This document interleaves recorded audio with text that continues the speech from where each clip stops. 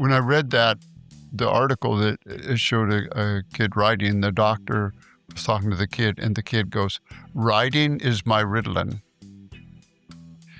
And I said, oh my God, that's me. That's so many friends. That's millions of people around. Mike Sinyard, the founder of Specialized, the man who back in '74 sold his Volkswagen van to go and buy bike components in Italy, and who 50 years later still runs one of the most iconic brands in cycling. I would say it just lights me up. It lights up my soul. I met him at the Specialized headquarters in Morgan Hill, California, in the room they built for Peter Sagan. What I found was a 77-year-old man who can still ride for 10 hours straight and who has no intention of retiring.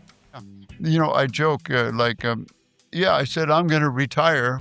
And I go, I put on some new tires today. Retiring, right? Okay. But beyond the jokes, this one hit me personally. Because Mike and I share something, ADHD. And his foundation, OutRide, uses science to prove that riding a bike heals. 50,000 kids go through the program every year. Does it change your life? Absolutely, because it actually lights up your brain. So, for example, when your brain is, like if you were feeling depressed, your brain looks a certain way. And if you are meditating or in love or something wonderful or riding a bike, then the brain is lit up. So, you know, with the lighting up the brain, for sure it changes your life. We talked about everything. The Stumpjumper born out of pure instinct. Robert Heger walking in and saying, oh, that's shit. Chinese competition, gravel, AI, Peter Sagan. And he goes, oh, that's shit. That's not very good at all. And I go, what do you, I'm not, you're not used, people usually try to be diplomatic. And he goes, oh, that's not very good. I could do something better. And now, ladies and gentlemen, please welcome my guest today, Mike Sinyard.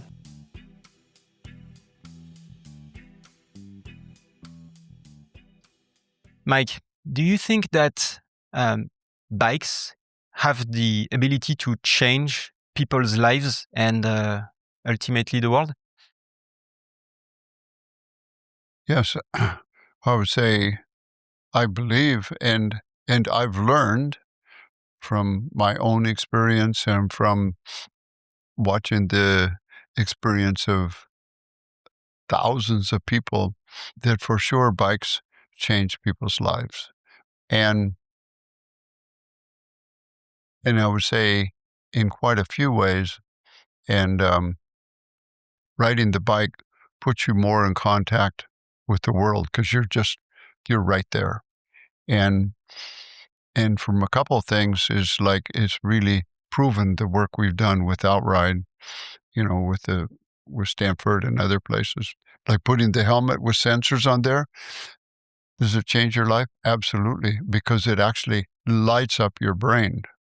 So, for example, when your brain is, like if you were feeling depressed, your brain looks a certain way. And if you are meditating or in love or something wonderful or riding a bike, then the brain is lit up. So, with the lighting up the brain, for sure it changes your life, right? And not just while you're doing it, but it has a carry-on effect, right? And so it's so powerful. And that's why we started the thing with OutRide, is to really help young people. I read about that years ago. It was actually 14 years ago. And I have ADHD, although it wasn't diagnosed when I was a kid. It just like, I'm not very smart. I'm not very cooperative, which is true anyway. But the riding the bike, when I read the article that it showed a kid riding, the doctor was talking to the kid, and the kid goes, riding is my Ritalin. And I said, oh my God, that's me. That's so many friends. That's millions of people around. I called the doctor. I said, how come this story is not more well known? He said, there's no drug company to support it. Hmm. And I said, what would it take? And he said, well, we could do a study. I said, we'll sponsor that. And of course, naively thinking, oh, once this is put out there, everybody goes, oh, wow, that's good to know. Now it's known. It's been a 14-year journey to get that going. And a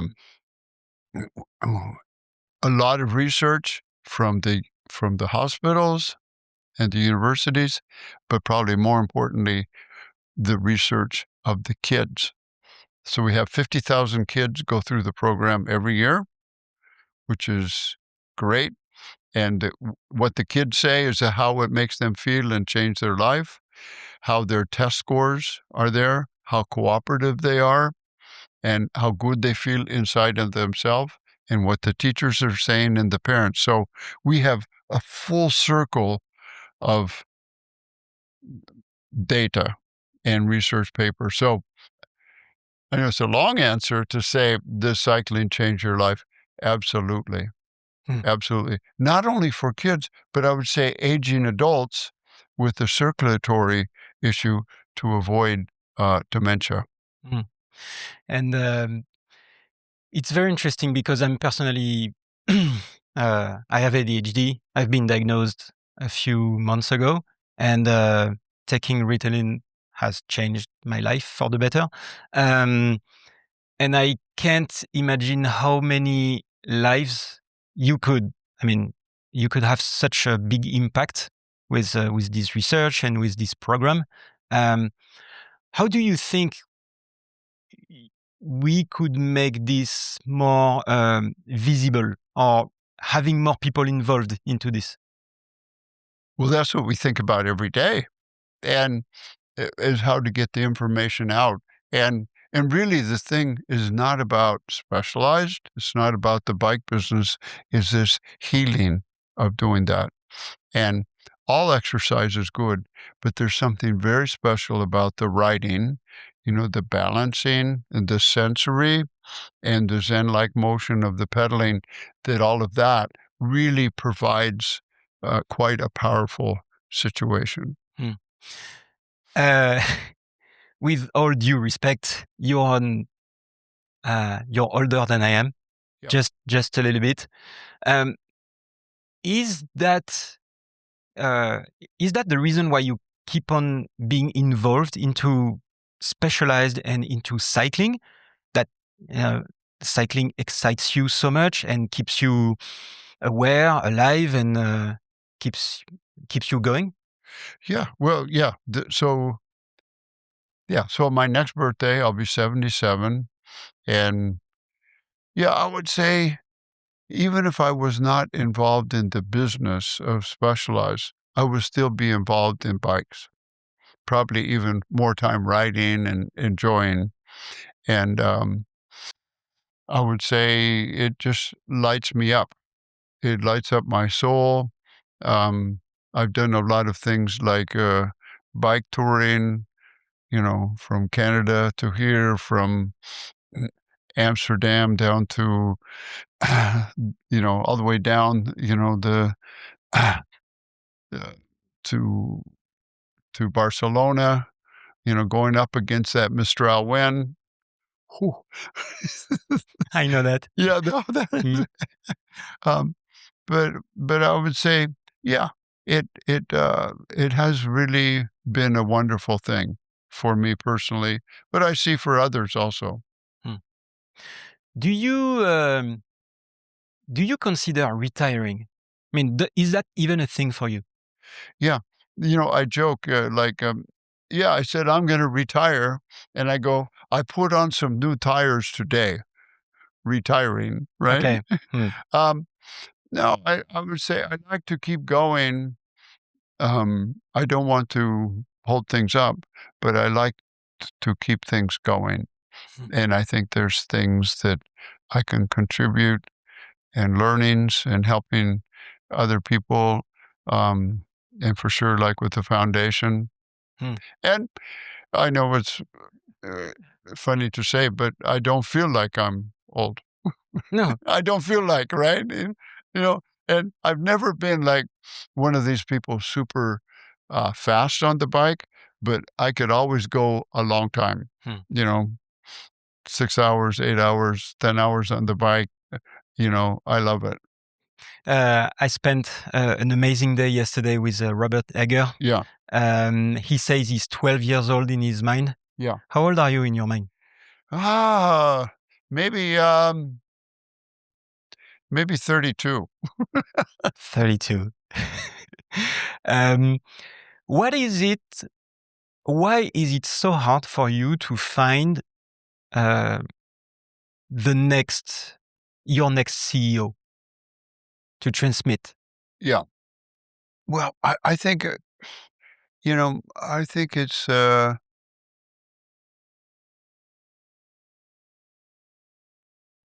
always hard for us to find the right people to come to the company, right? Like a Hervé in France, or, we have a good CEO now, but always finding these people is not easy, right? Why? Why? Because of the cultural fit.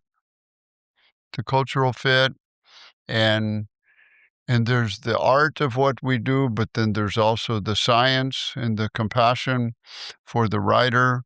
And if you don't love it, it's a lot of work. Sure.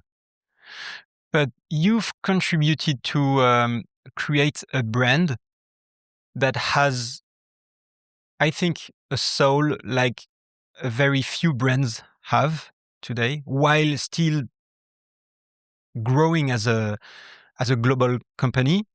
And I think this is something that is quite unique in the bike industry. And I would believe that it's enough to make people want to work at Specialized. Yeah, it is for some, and we just have to filter to find the right ones, right? Yeah, and so how did you do that? Because growing a company that is 50 years old, and we've seen like there are other companies like this, but it doesn't look like they have the same soul, the same, like, Specialized means something to people. Whether if it's just the logo or it's S-Works, people would, like, sell kidneys, as we say in French, to buy S-Works, just because they love the brand so much and it means something to them. How did you do that? Was it something that was conscious, or was it just with time? I would say it's with it's with time, and I would say the culture is really the people. It's really about the people we have here that create that, in like our Hervé and the team in France, or in any region. It's always about the people, and you can't write down. We have some Specialized way things, but you can't write down everything. People have to feel it inside. But also, I think that people, like great people, create also good products. I mean, great products. Yes. And Robert Heger, I think, had a huge impact on the product. Mm-hmm. Can you tell me a little bit about that? Yeah, Robert and other people, they have had a big impact. And sometimes we just met these people from, like, I was at a bike shop locally, gosh, I don't know how many years ago, 35 years ago or something. And I was showing the products through the bike shop, and Robert was there. And he goes, "Oh, that's shit. That's not very good at all." And I go, "What do you, I'm not, you're not used." People usually try to be diplomatic. And he goes, "Oh, that's not very good. I could do something better." And it was these bags for the bike. And I said, "Well, if you can do something better, then do that. You make a sample of this bag. I'll see you Monday. And if it's good, I'll pay you for it. If it's not, no, I won't pay you anything." So he made these bags, and he did the sewing himself. And I was like, "Oh, wow, quite good." That's how it started. And if we go back to some of your first products, for example, the Stumpjumper was like had such a big impact on the sports, even the culture. What ingredients? I mean, what made you think at that time it would be a thing, or did you even think it would be a thing? Yeah, well, one of the things I thought it would be a thing is because I liked it. I didn't really do any research. It was like I liked it. A few friends wrote it and they said, this is great. So it was like I was sure that it was right. I didn't know how much of appeal would have, but I thought it's going to be great. That was my feeling.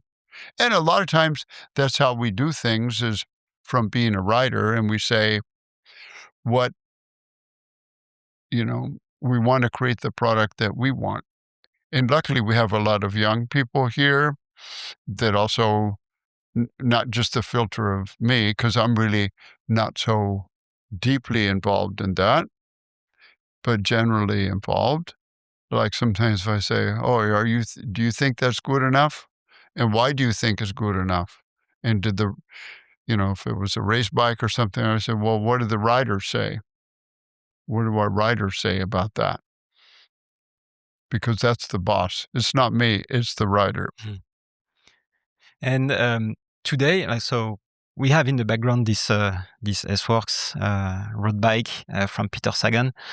Road cycling has become huge, like a huge part of the business at Specialized. How do you feel about that coming from a mountain bike, let's say, background or mountain bike products?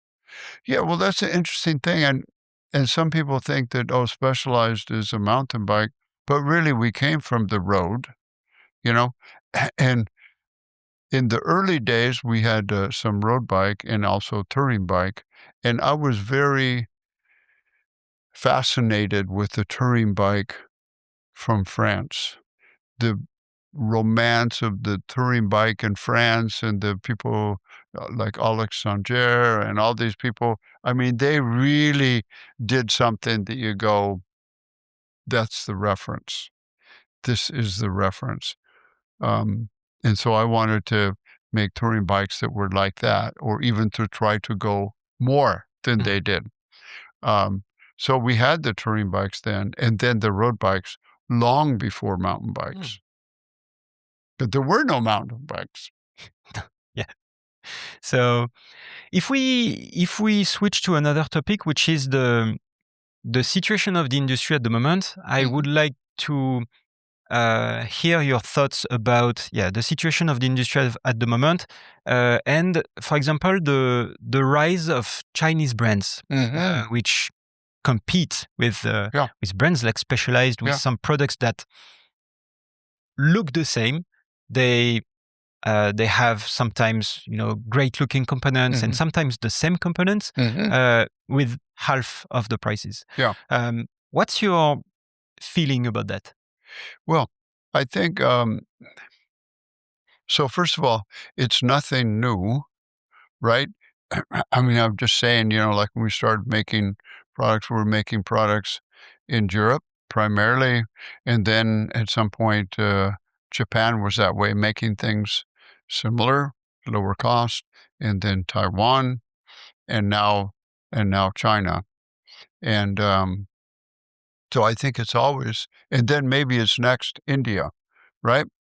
So never ending. And I would say, on the other hand, we have to make sure that we're providing really value to the rider. What is it and what is really our value? And we have to keep improving in that way. So then what's the value of a brand like Specialized when you're in front of two bikes? One is a Specialized and one is a Chinese brand. Yeah. So what do you think is the value of Specialized? Well, I think the value, for sure, the value of Specialized is kind of the whole thing. It's not to rely so much on our on our history, but that's part of it. That's part of that. And also it's the know-how that goes into it, right? And how is that going to work? And it's not just when you buy it, but it's like a year later, 2, 3, 4, 5 years later, what is that? And I'd say also for us, it's the ongoing support and service that we would give, through our retail partners is quite important, and we're always looking at that. How do we improve? Mm. So let's say I'm a consumer and I see a 9,000 euros Chinese brand versus a specialized. What would you tell me if I was there on the shop looking at those two bikes, same price, maybe different builds, or even same builds but different prices? Yeah. What would you tell me? Well, I would say, well, first of all, it's always good just instead of looking to ride and say, okay, how do you feel about that? And that's a very important element. And to know with that, it's not just the original buying of the bike, but it's the ongoing support you're going to get for the bike. We do kind of a lifetime warranty. Anything that isn't right, we're going to take care of that. And also then the resale value of that. And I mean, I think it would be the same if you were to look at, like a certain car, like a Porsche, and you go, okay, here's that value. Hey, here's one that looks like it, and maybe the acceleration is the same or more, right?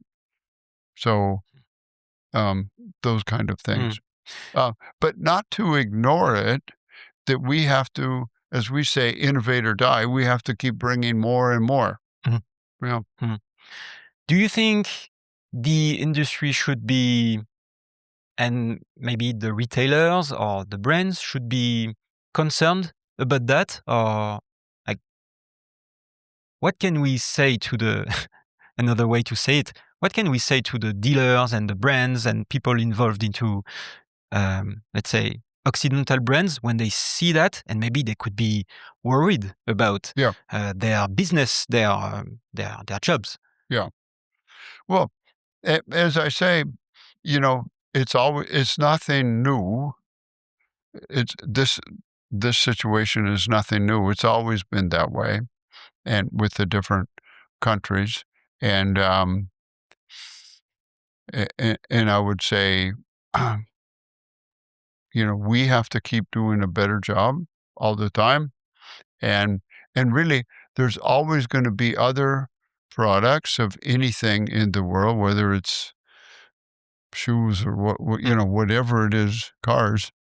There's some similarities, but cheaper. Always like that, right? It's always like that, and so it's a continual, nothing to ignore, but how do we keep improving? And there, I believe that the soul of the brand and the spirit of the brand is what will prevail, I think, in people's mind when they will make a choice. Well, it's part of it. It's part of it. We don't want to be arrogant or anything and go, oh, well, we just rely on that. That's one part of it, of the trust and the relation, but it's not all of it either. If we go to e-bikes, for example, we've seen, once again, the rise of Chinese companies like Avinox from DJI, which I think is equipping 60 new brands this year. Yeah. And like it looks like there is a huge impact and a big rush on Avinox. There are multiple questions here, like the power, the limitation of power, and also the control and the dependency of brands to one supplier. How do you feel about that? Well, again, I would say in some ways it's nothing new, right? In the past, maybe everybody was so much on Shimano, right? And then people using Shimano. Now SRAM is in the game too, so it's divided up. And that was Bosch. Yeah, and then Bosch, Okay. let's say Shimano came in, but then Bosch was there and did a good job, right? And now there's these other guys. So it's always a shifting and adjusting. And then, okay, is there another one coming? Right? Always. Do you see anyone else coming? Because it looks like Shimano is kind of way behind, for example, on this particular topic. Bosch is working on something, but DJI Avinox seems to be in advance, far in front of leading the competition today. Yeah. Do you think anyone else is going to compete sooner? Well, I don't see it now, but if you were to say to me years ago, there used to be Suntour and Shimano, and then Shimano became so strong, and to say, oh, do you think anybody's ever going to compete with Shimano? A long time ago, we say, no, but they will. Always things evolving. And what about components? Because today we see Shimano and SRAM, they are the main two. Do you think it's a good thing that we have, let's say, only two big players, or do you believe that we should have more? Well, I think always for the rider and the retailer, more options is always good. I mean, I like both of the Shimano and SRAM, and at the same time, there's always opportunity for more. I mean, it's like we say, the rider decides. Yeah. What do you think is the if we try to see in advance, like in the future, what's the future of cycling? Let's start with maybe e-bikes. Where do you think it's going? Boy, I think we're seeing a lot of the future already, right? And what I liked years ago about the mountain bike, the business of and the people riding of road bikes and city bikes was a certain size. And then the mountain bike came in and made it so much bigger, right? Invited young people in, invited old people in. And I see the same with the e-bike, right? People go, now I can really use it to go somewhere. I can get the workout I want, just turn it down. So I think it's making the future more and more exciting. And more inclusive, maybe? Totally. Yeah. More inclusive. And I still think also quite exciting. People go, you don't get the workout. Well, you get whatever workout you want, right? Yeah. And you're bringing more people out. So I think it's amazing. And I think in the future, the bike's getting better and better, right? More comfortable, safer to ride. And I just see that it's only the big. I mean, I've always thought, hey, the bike replaced the car. I went for years not having a car because I couldn't afford it because I sold the Volkswagen bus. But I would say that was actually some of the best time I had riding everywhere, no matter where I had to go, in the winter, in the cold, in the rain, and everything. And during that time, I never got sick once. Yeah. For a couple of years because you're out there riding. And it's your immune system that works. Yeah, completely. So do you think e-bikes are good for everyone? For example, kids. Do you think they should ride e-bikes? Well, it depends. I mean, sometimes I think it can be good for the kids in some ways, right? It's like they can keep up with their parents, right? Even you go on a mountain bike ride, I've seen young kids riding the bike and they can keep up with their parents on and the parents are riding the regular bike or the e-bike. So I think it's kind of a equalizer, right? Hmm. In other words, everybody together. Whereas, when you go on a ride, it's like the strong people way up the hill, and then everybody waiting for you. Hmm. But yeah, I'd say, yeah, I think even for kids, it's great. And they can decide how much, I don't think we have a problem with new people coming in that want to be performance oriented, Hmm. particularly in Europe. We see that, Hmm. and like in France with this new, this young guy, Paul. Yeah, Paul Success. Oh my Yeah. gosh, what a sensation. Hmm. I'm happy for him. I'm happy for France. I'm happy for the world. And yeah, incredible. It's exciting, yeah, to It's see. exciting. It's a quiet, humble guy. He's almost a little shy, which kind of makes it great. Hmm. So I like that. Will you hire him? No, well, I don't know what he's going to do.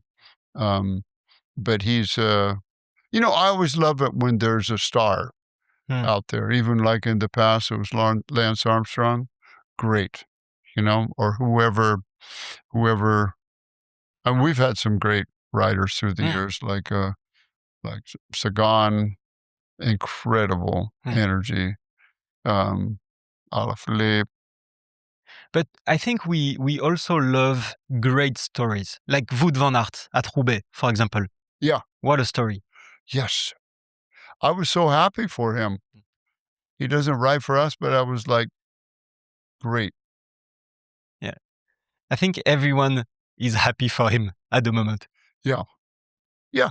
And in the end, Pogacar is a superstar, right? Hmm. And Vanderpool, maybe if he would have been in there, would have been different, because I think he was the strongest on the day. Yeah. But technical That's issues. racing. Yeah, that's racing. That's racing. No, Technically. I like it a lot. I like it a lot. And I must say, I enjoy the women's racing at least as much or more. What did you enjoy in the women's racing, by the way? I am fascinated with the women's racing because the women are always kind of like full on. Sometime with the men it's like, okay, this guy's strong, so we're not going to challenge that, and kind of sometimes agreements about how it's going to go, not cheating, but like, okay, you pull, and, these kind of things. But I was saying the women totally go for it. Totally go for it. And you go, I love it. Do you follow like all the teams you're supporting, like all type of racing? Yeah. Yeah. What excites you in racing, by the way?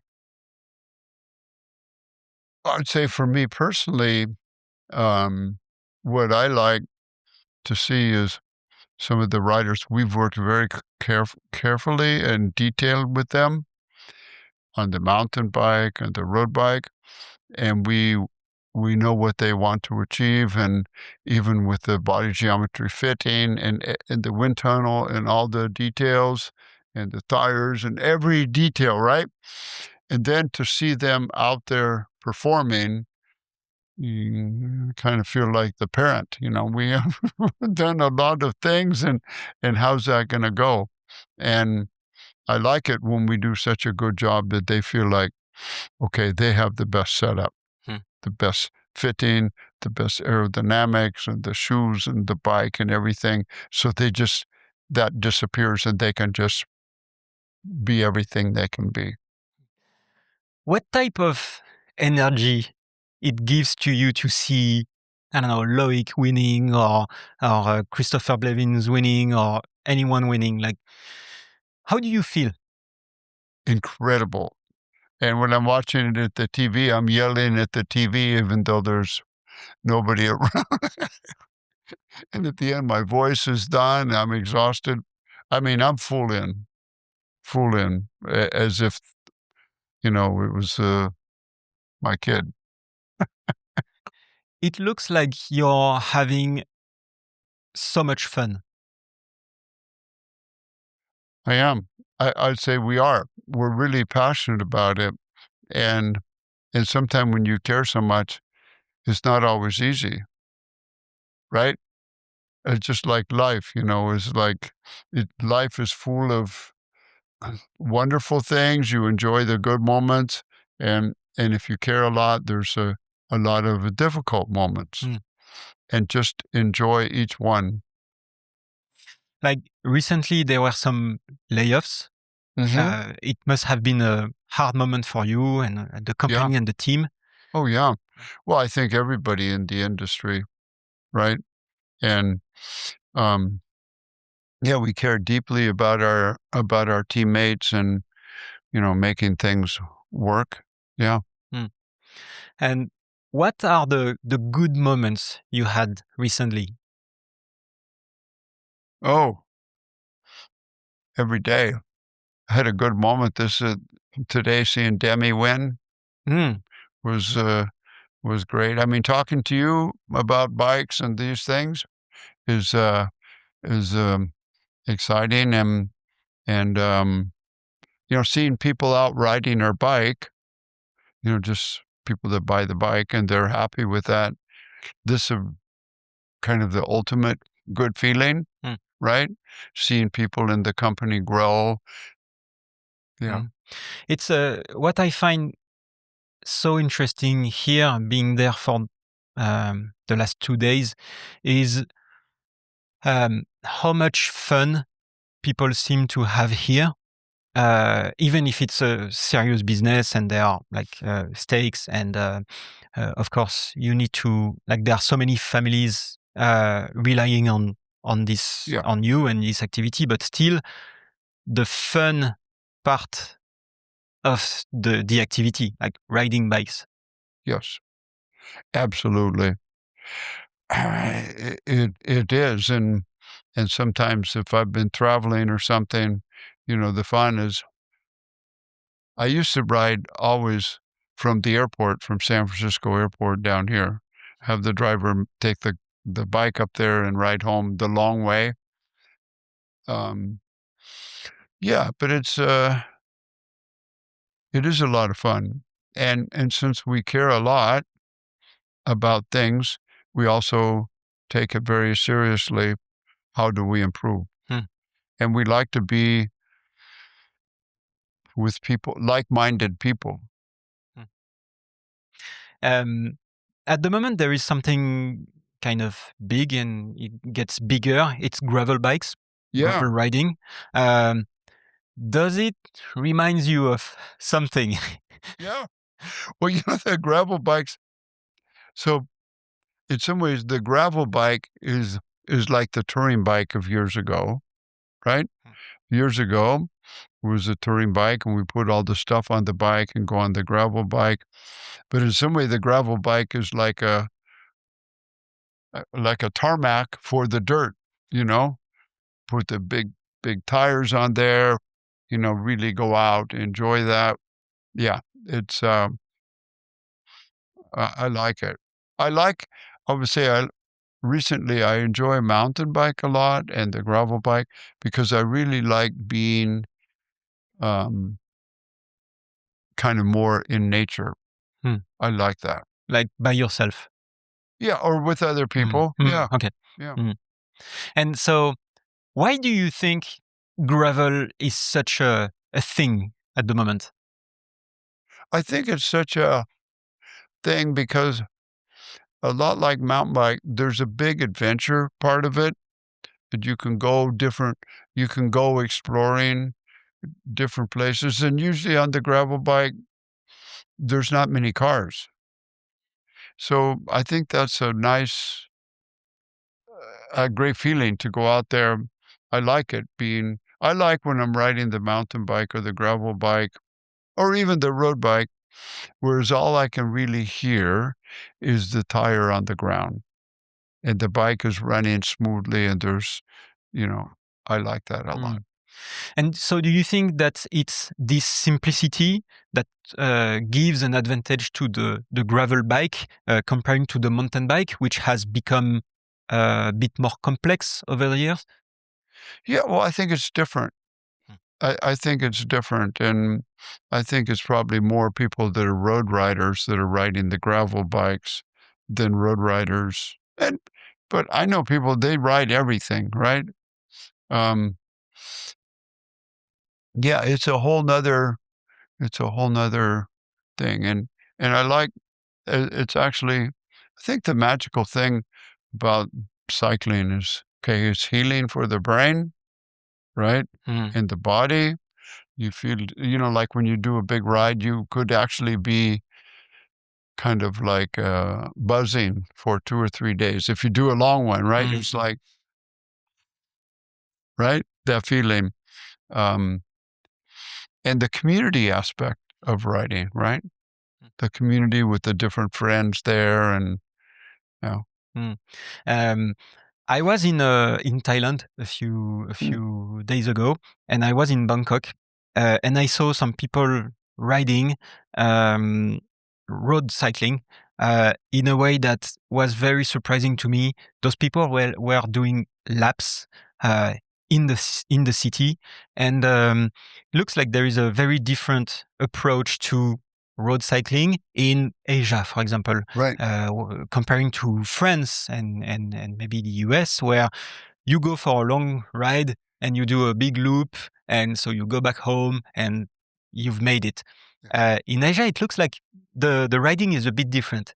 Do you know about that? Yes. Yeah, I think that's true. And in fact, I would say some of the riding, like, which I've experienced, like you do in Europe or France, is a lot like what we do, right? You go out on a big journey, make a whole day of it, take some food in your pocket, and you come back. And be in nature. Pardon? And be in nature as well. Yes. Well, I think in Asia, you think about it, is a lot of thing in the city, right? And it's not easy to get out.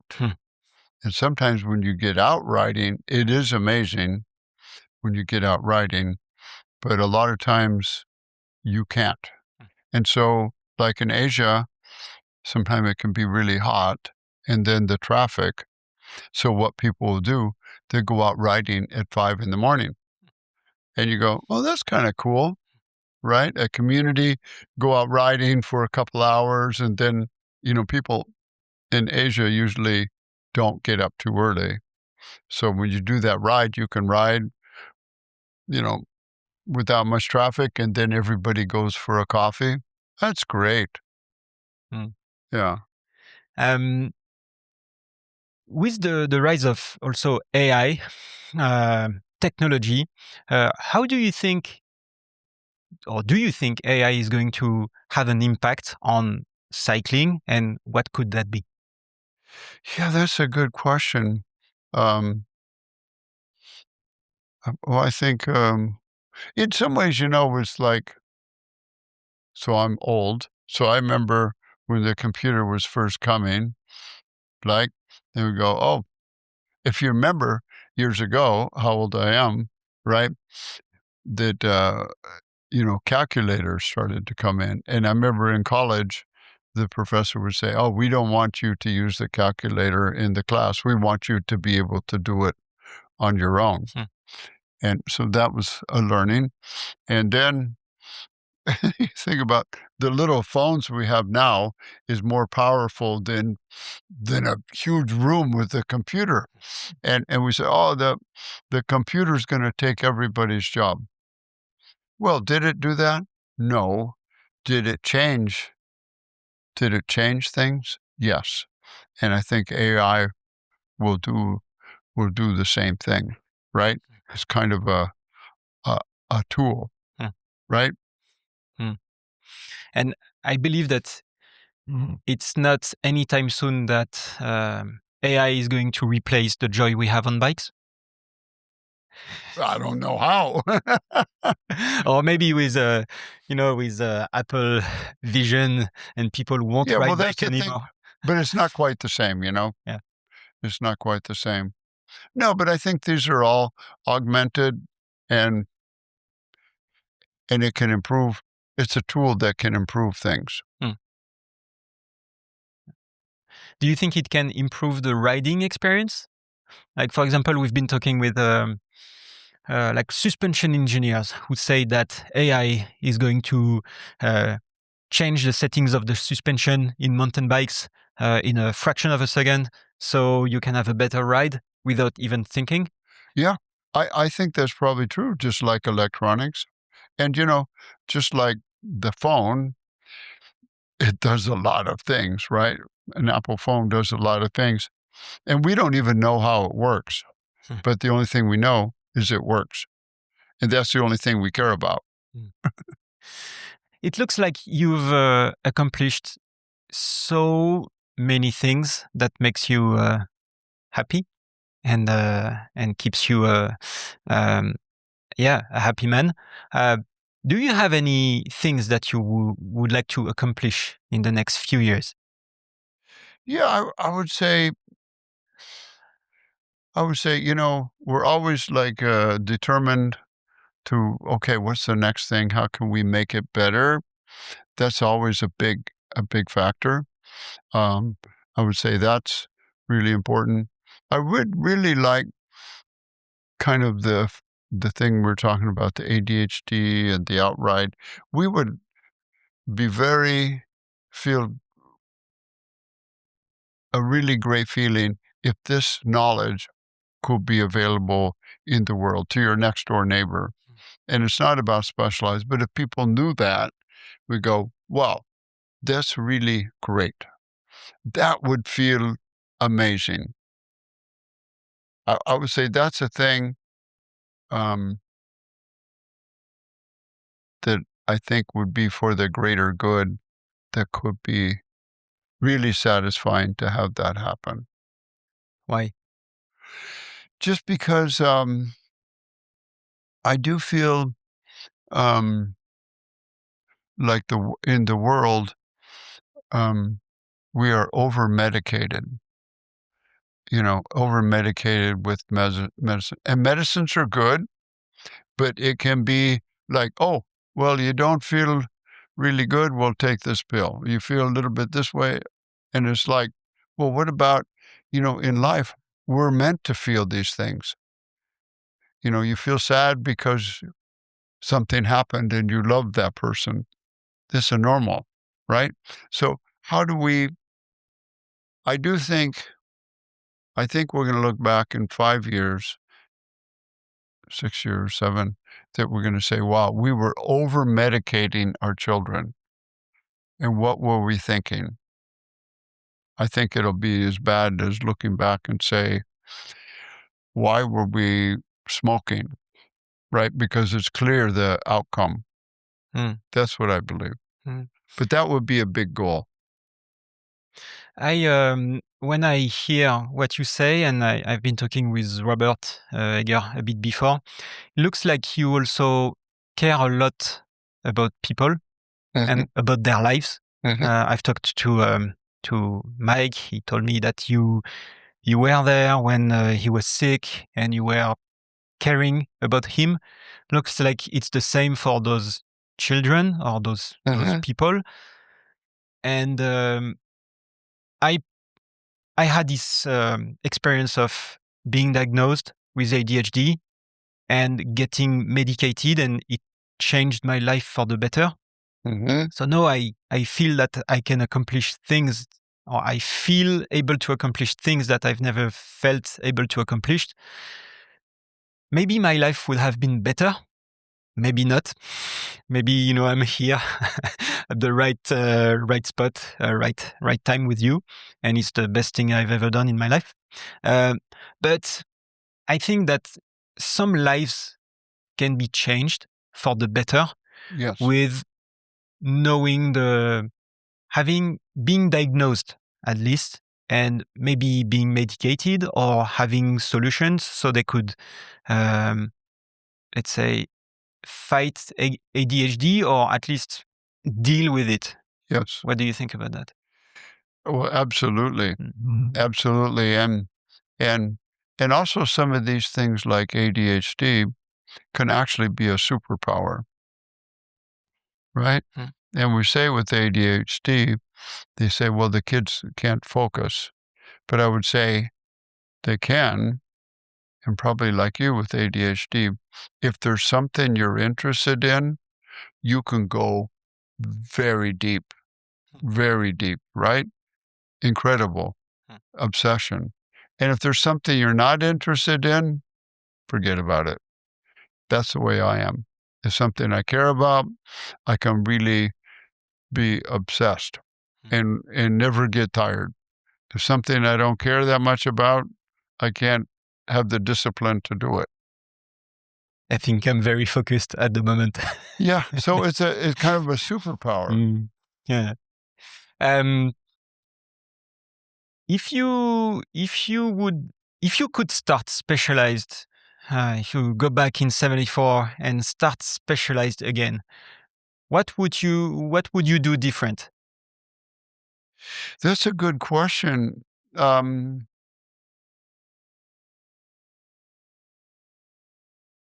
would probably, I don't know that I would do anything different, but I would probably take some wisdom from now to there and think about things more, you know? And at that time, it was just like being intuitive and just going for whatever was the situation, right? Does that make sense? Just kind of like playing sports. Oh, there's the ball, go, And I'd probably think about it more. I don't really have, um, major regrets on it. Yeah, because it looks like it worked out pretty well. Yeah, and you know what? Mm. Whenever it doesn't work out, then we start again. Yeah. And if you had to start it again today, how would you do that?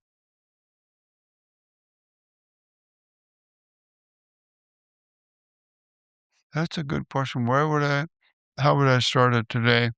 I think I would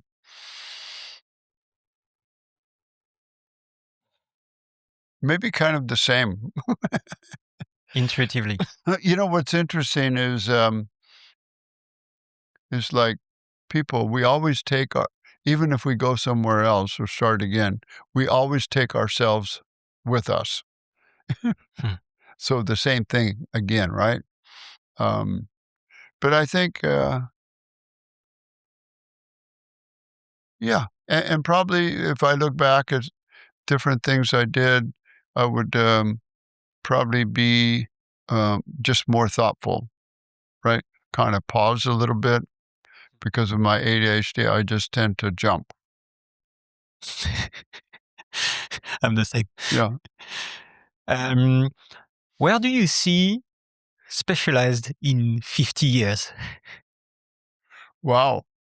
I think, one of the things I see specialized in the future is to really be, continue to be even more a worldwide company, right? So are we a California company? Are we a European company? And the answer is yes, but we are a worldwide company. And that's always been something I've appreciated, the different people around the world. What makes it so important? I think what makes it important is the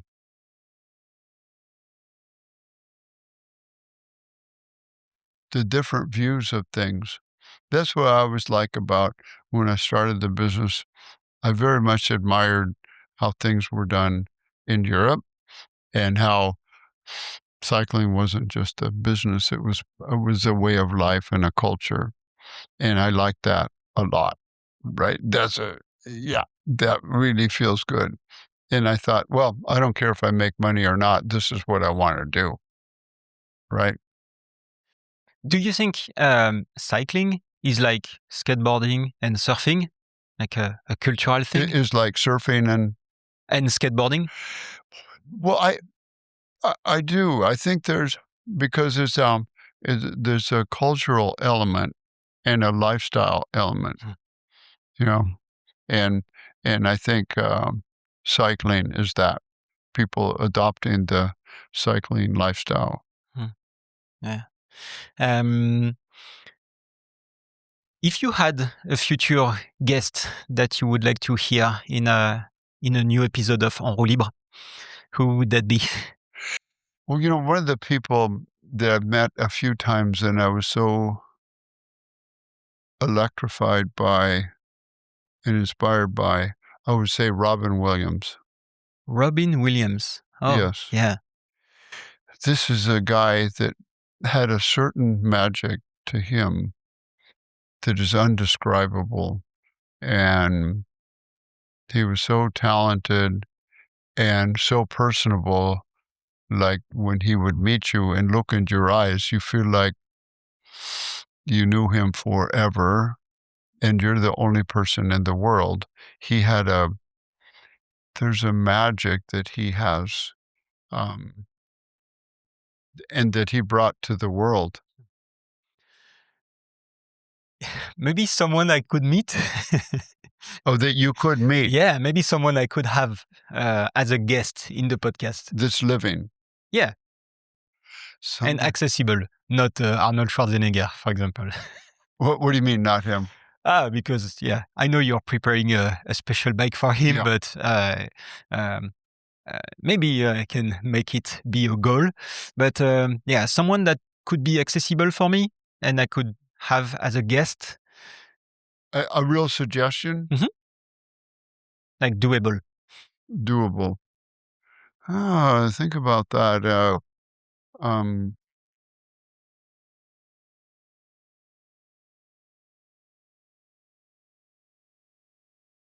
Yeah, I do like Arnold and his way. I'm not always a big fan of like movie star people, but some of them I am because of what they believe and bring to the world. Like Clint Eastwood, although very old, but what a great character, or Harrison Ford, or even younger people as well. Let me think about who that would be.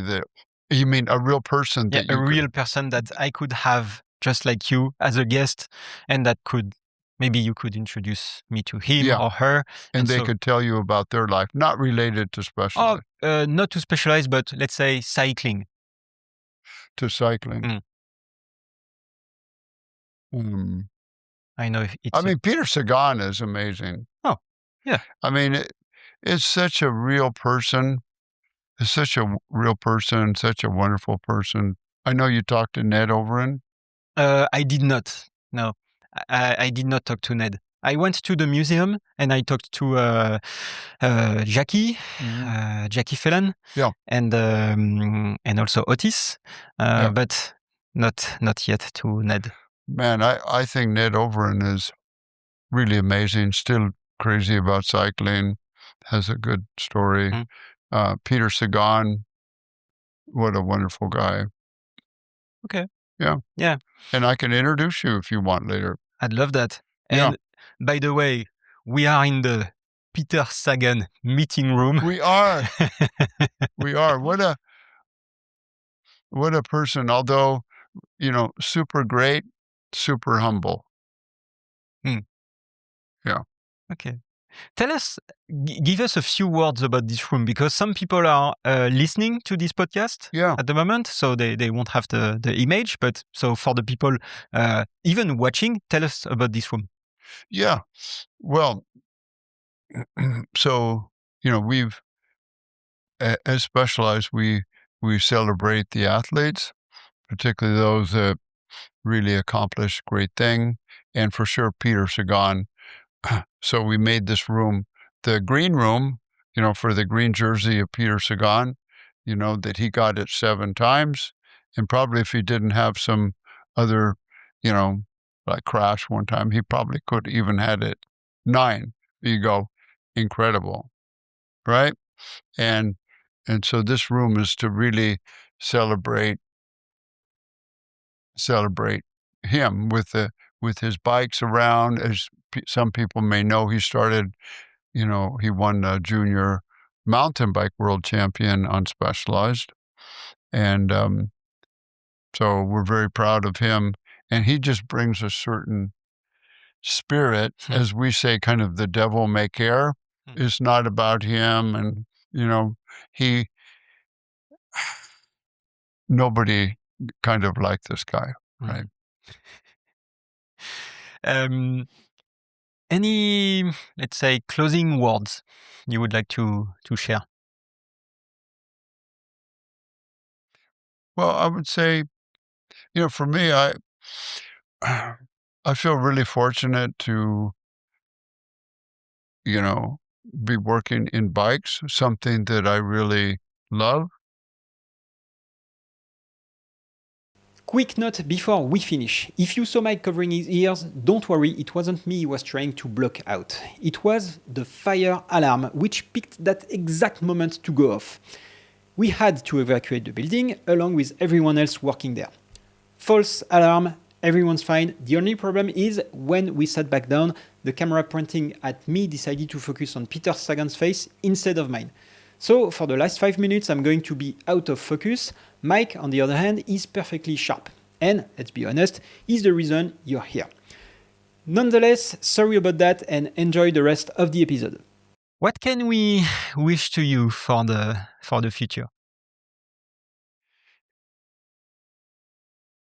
Okay, a dream that I have is that people realize the benefits of cycling for the youth, for kids not being stressed out or ADHD, and also for older people, realize that for, create themselves for healthy, long living, right? I think that make a big difference. And maybe for the world to be more calming and compassionate, right?